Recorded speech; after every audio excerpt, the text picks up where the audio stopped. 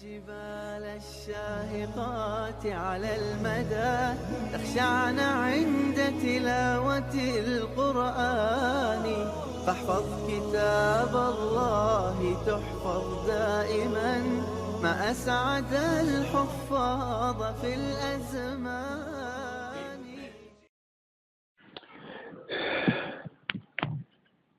أعوذ بالله من الشيطان الرجيم. بسم الله الرحمن الرحيم.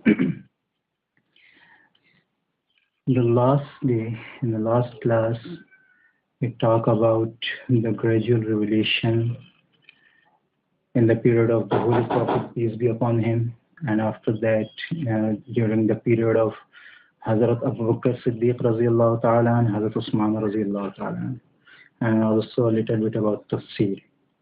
Today we will start with the sources of Tafsir. Okay? Well, the sources of Tafsir are about 6. Okay? Write the names.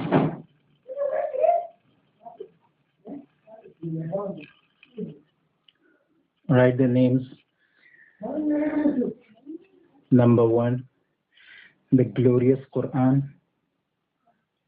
Number 2, the Hadith, words and deed of Holy Prophet, peace be upon him. Number 3, the reports of Sahaba, companions. Number 4, the reports of Tabi'een, successors. Number 5, the Arabic language. And number 6, deliberation and deduction. The first one is the Holy Quran itself. The first source of the knowledge of Tafsir is the Holy Quran. Accordingly, it happens very often that a certain point which is brief and requires explanation is invariably clarified by some other verse of the Quran itself. For instance, there appears that sentence of prayer in Surah Fatiha. One verse in Surah Fatiha is Ihdina as-sirata al-mustaqim sirata alladhina an'amta alayhim. Meaning is that take us on the straight path, the path of those on whom you have bestowed your grace. It is not clear here as to who are those whom Allah Almighty has blessed. But in another verse, they have been identified very clearly where it is said, فَأُولَٰئِكَ مَعَ الَّذِينَ أَنْعَمَ اللَّهُ عَلَيْهِمْ مِنَ النَّبِيِّينَ وَالصِّدِّيقِينَ وَالشُّهَدَاءِ وَالصَّالِحِينَ. Meaning that, so these are the people whom Allah Almighty has blessed, being the prophets, their true followers, the martyrs, and the righteous.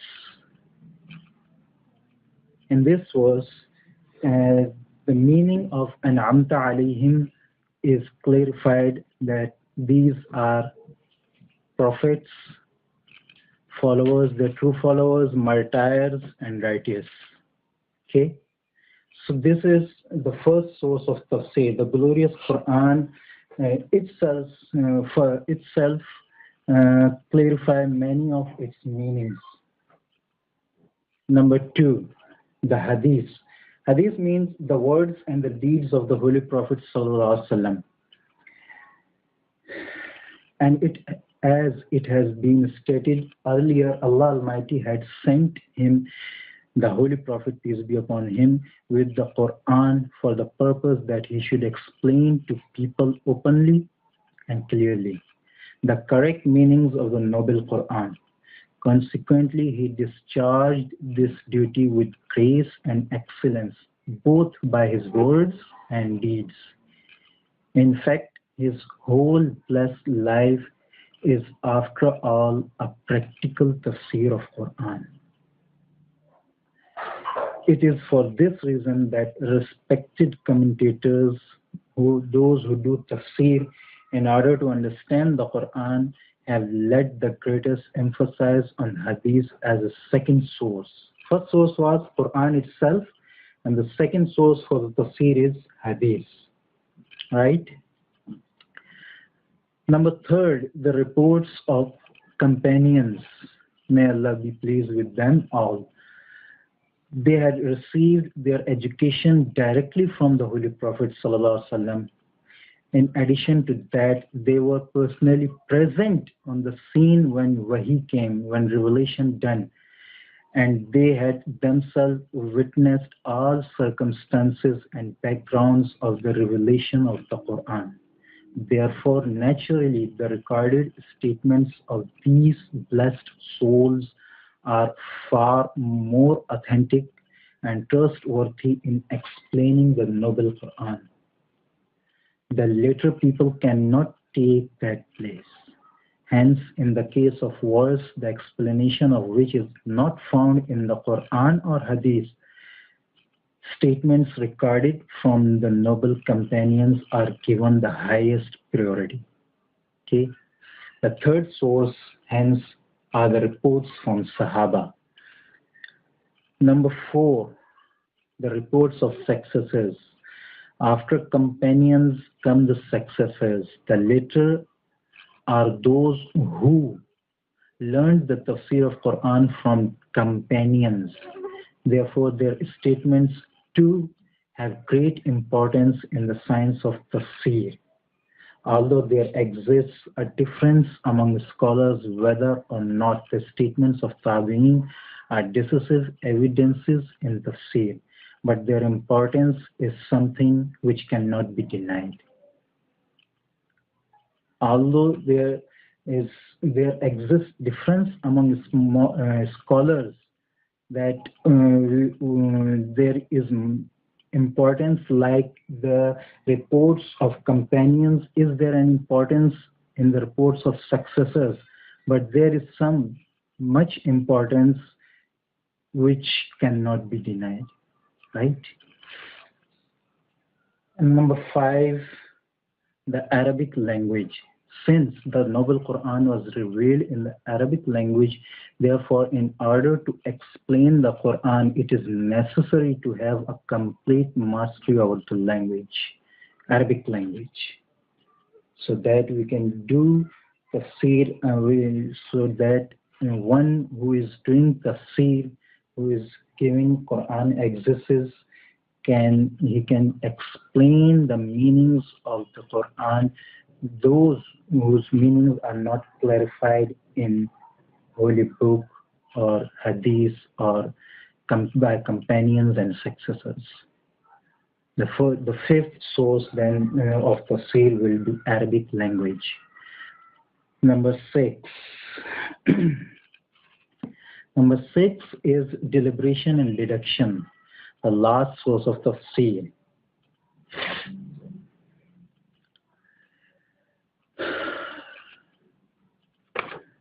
It also, the importance of deliberation and deduction cannot be denied after the first 5 sources. It is also a very important source for the tafsir of Quran. Okay. Well, these were the 6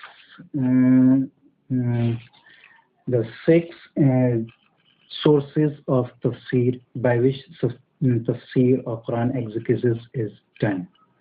Now, there are some Israeli reports. What are Israeli reports? These are narratives which have reached us through Jews and Christians. Okay?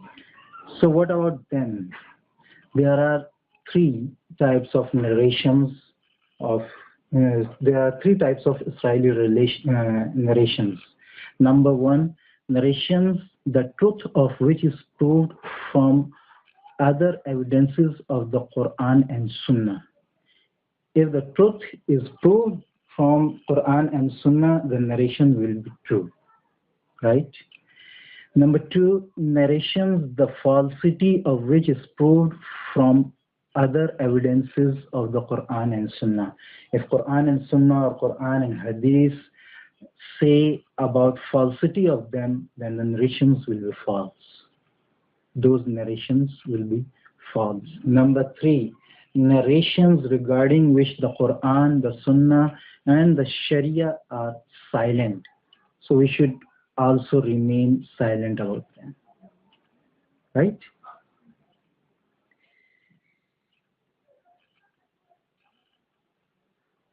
Well, this was about the sources of Tafseer. Now, inshallah, we will start Surah Fatiha. Well, before this, it is necessary to tell you about some famous commentaries, some famous Tafsir of Quran. I will also, inshallah, email or Skype you the names of the Tafsir's commentaries and also their compilers and writers. Okay. Well, number one, Tafsir ibn Jarir. The real name of this Tafsir is Jami al-Bayan, and it was compiled by Allama Abu Ja'far Muhammad ibn Jarir al-Tibri. I will go fast with this because inshallah I will send you the email of with the email of their names. Okay, their names will be inshallah emailed to you. Number two, the Tafsir ibn Kathir. Its one part was given to you also. Hafiz Imaduddin Abu al-Fida Ismail ibn Kathir al-Damishqi al-Shafi. He is the writer of this tafsir. Number three, Tafsir al-Qurtubi. Its full name is Al-Jami li Ahkam al-Quran. It was written by Muhammad ibn Ahmad Abi Bakr ibn Farrah al-Qurtubi. Next is Tafsir al-Kabir. This is the work of Imam Fakhruddin al-Razi. Next one, Tafsir al-Bahr al-Muhit. This was written by Allama Abu Hayyan al-Gharnati. Next, Ahkam al-Quran by al-Jassas, written by Imam Abu Bakr al-Jassas al-Razi. Tafsir Durrul Mansur. This was written by Allama Jalaluddin as-Suyuti, famous Shafi scholar. And Tafsir al-Mazhari, this was written by Qazi Sanaullah Panipati of India. And the most detailed one, Ruh al-Ma'ani. The full name of this tafsir is Ruh al-Ma'ani fi Tafsir al-Quran al-Azim wa Sab'i al-Masani. And it was written by Allama Mahmud al-Alusi. These are the most famous tafsirs, most famous commentaries on the Holy Book. Okay. Well, inshallah, now we will start with Surah Al-Fatiha. أعوذ بالله من الشيطان الرجيم بسم الله الرحمن الرحيم الحمد لله رب العالمين الرحمن الرحيم مالك يوم الدين إياك نعبد وإياك نستعين صدق الله العظيم. The surah name of this surah is Surah Fatiha. What about merits and peculiarities of this surah? This surah of the Holy Quran possesses a number of merits peculiar to it. Firstly, write them. Number one,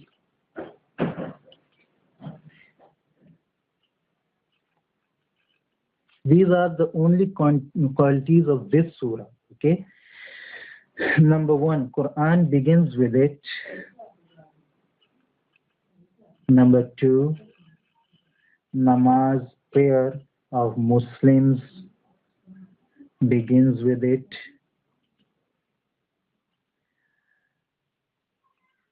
Number three, in the order of revelation,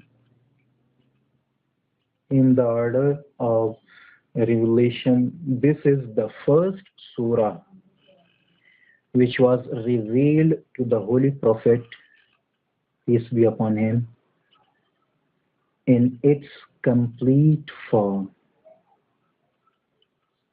Understand? It was revealed in its complete form, and it is the first surah, first verse which was revealed completely. Although before it there were many verses of Surah Al-Alaq, Surah Al-Muzammil and Al-Mudaththir which were revealed earlier, but this is the first revelation which of any verse of any surah which is done completely, right? Number 4.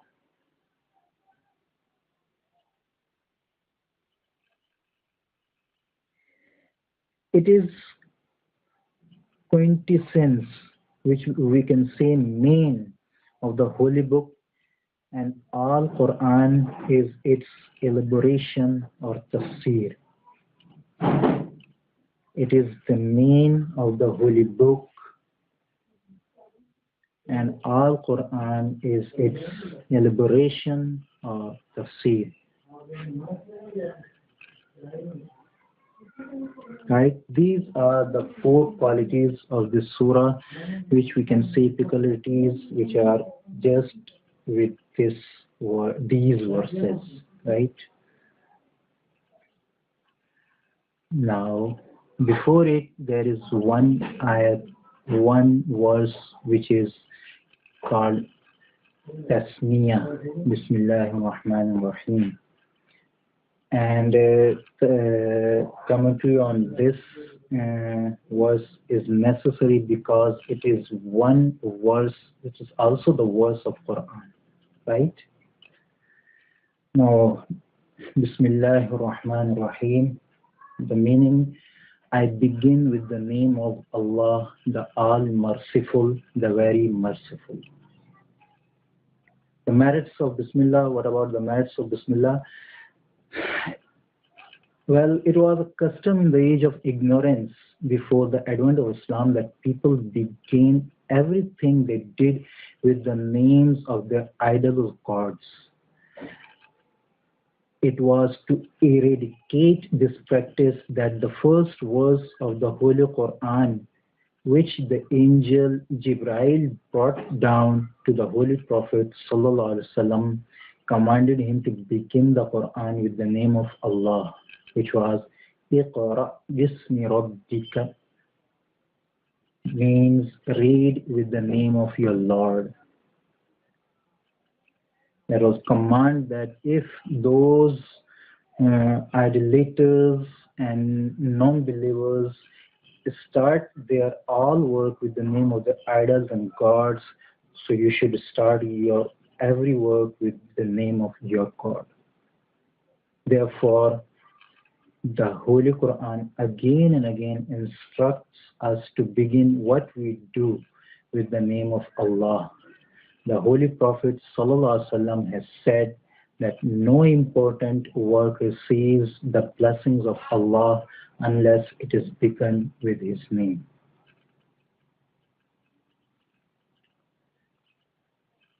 Now, there is a rule when we should do when we start recitation. Okay. Before beginning to recite the Quran, it is sunnah to first say A'udhu Billahi Minash Shaitanir Rajim, right? And then Bismillahir Rahmanir Rahim. It is sunnah before recitation to say A'udhu Billahi Minash Shaitanir Rajim, Bismillahir Rahmanir Rahim. And after that, during the recitation of the Holy Quran, as well, saying Bismillah at the beginning of each surah. We should say Bismillah when we start any surah. Each surah we should say Bismillahir Rahmanir Rahim again, right? Except Surah Al-Bara, what the other name of which is Surah Al-Tawbah. Okay, there is no Bismillah before it, right? So the rule is that when we start recitation, we should say A'udhu Billahi Minash Shaitanir Rajim, Bismillahir Rahmanir Rahim. And after that, when we start any of surah of the Holy Book, we should say Bismillahir Rahmanir Rahim, except when we start Surah Al-Bara, Surah Tawbah, we should not say Bismillahir Rahmanir Rahim. We should continue with it, right? Now, what is meant by Bismillah? Bismillah consists of three words: Ba, then Ism, and then Allah. Okay. The word Ba in Arabic is used in many meanings. Where in here it is used, it can be used in two meanings: seeking the aid of someone or something, or to seek the blessing of someone. Here, Ba means we are seeking the blessings of Allah Almighty, right? And Ism means name. Allah is the name of our God, Allah Almighty. The words, these three words, Bismillah, means I seek the blessings with the name of Allah, right? Ar-Rahman Rahim, the most merciful, the very merciful. Now, we will start with Fatiha. The translation, although it has been Skype to you or emailed to you, but we will go a bit with translation also. Alhamdulillah Rabbil Alameen, praise belongs to Allah, Ar-Rahman Rahim. Alhamdu, praise, Lillahi, belongs to Allah, Rabbil Alameen, the Lord of all the worlds, Malik Yawmiddin, Ar-Rahman Rahim, the all-merciful, the very merciful, Malik Yawmiddin, the master of the day of judgment. Iyaka, you alone, Na'budu, we worship, wa iyaka, and from you alone, Nasta'in, we seek help. We will go through these four starting verses today. Well, this surah comprises 7 verses. Of these, the first 3 are in praise of Allah, while the last three contain a request or a prayer on the part of man, which Allah Himself has in His infinite mercy taught him. The verse in between these two sets, the last 3 and the first 3, has both the features. Which one? Iyyaka na'budu wa iyyaka nasta'in. There is an aspect of praise and another of prayer. The Sahih of Muslim. Muslim is the book of Ahadith, the saying and deeds of the Holy Prophet, peace be upon him, compiled by Imam Muslim. The Sahih of Muslim reports from the blessed companion Abu Huraira a hadith of the Holy Prophet Sallallahu Alaihi Wasallam. He said, Allah has said the salah, the prayer is equal, the salah, Surah Al-Fatiha, is equally divided between me and my servant, and my servant shall be given what he prays for. The Holy Prophet Sallallahu Alaihi Wasallam continued, when the servant says, Alhamdulillahi Rabbil Alameen, Allah says, my servant has paid his homage to me. When he says, Ar-Rahman Rahim, Allah says, my servant has praised me. When the servant says, Maliki Yawmiddin, Allah says, my servant has proclaimed my greatness. When the servant says, إِيَّاكَ نَعْبُدُ وَإِيَّاكَ نَسْتَعِينُ, Allah says, this verse is common to me and my servant. He shall be given what he has paid for. When the servant says, إِهْدِنَا الصِّرَاطَ الْمُسْتَقِيمِ, which means guide us in the straight path, Allah says, all this is there for my servant. He shall be given what he prays for. This is the precalities of Fatiha, okay, the merits of Fatiha. Well, now what does these words, Alhamdulillahi Rabbil Alameen, means? The surah begins with the word Alhamdulillah, signifying that all praise essentially belongs to Allah. Whosoever praises anything, anywhere in the world is ultimately praising Allah. Right? All the praises in the world, in the universe, are for Allah.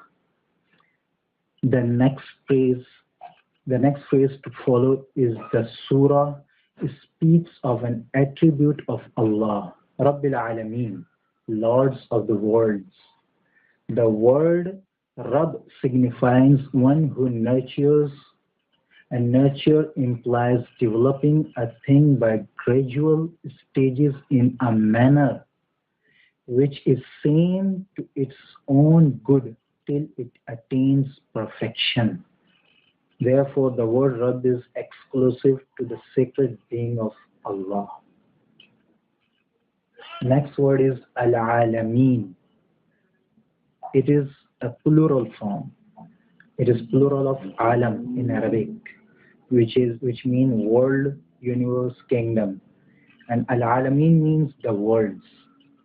So it includes all possible form of existence, the sky, the earth, the sun, the moon, stars, wind, rain, any angels, jinns, animals, plants, minerals, and of course we, the mankind. So the Lord of all of the worlds mean that Allah alone gives nurture to all the forms of existence that are to be found in this universe or in the millions of universes that may lie beyond our own universe in the outer space. This is the meaning of Alhamdulillahi Rabbil Alameen. The second verse, Ar-Rahman Ar-Rahim, speaks of the divine quality of mercy, implying two adjectives, Rahman and Rahim, both of which are hyperbolic terms in Arabic and respectively denote the superabundance and perfection of divine mercy. The reference to this particular attribute in this situation is perhaps intended to be a reminder of the fact that it is not through any external compulsion or inner need or any kind of necessity whatsoever that Allah has assumed the responsibility of nurturing the whole of His creation, but in response to the demand of His own quality of mercy. To nurture this world, this is His mercy. If this whole universe did not exist, He would suffer no loss, and if it does not exist, it is no burden to Him. Right? The third verse, Maliki Yawmiddin, pays homage to Allah as the master of the day of judgment. Well, I think today's tafsir of the class are of first three ayahs. Starting I told about that it's 4 ayahs, but inshallah we will start the fourth one in the next class. Right? First 3 ayahs we have described the what Allah Almighty is saying in the first 3 ayats. So at last, in the beginning, I haven't told what are the topics. I think I told half of the topics. Well, the topics today were: number 1, the sources of Tafseer, which were 6 sources. Number 2, the qualities, the peculiarities of Fatiha. Number 3, the merits of Bismillah. And number 4, rule when we are about to start the Holy Book. What should we do? And after that, the tafsir of the commentary of the first 3 verses.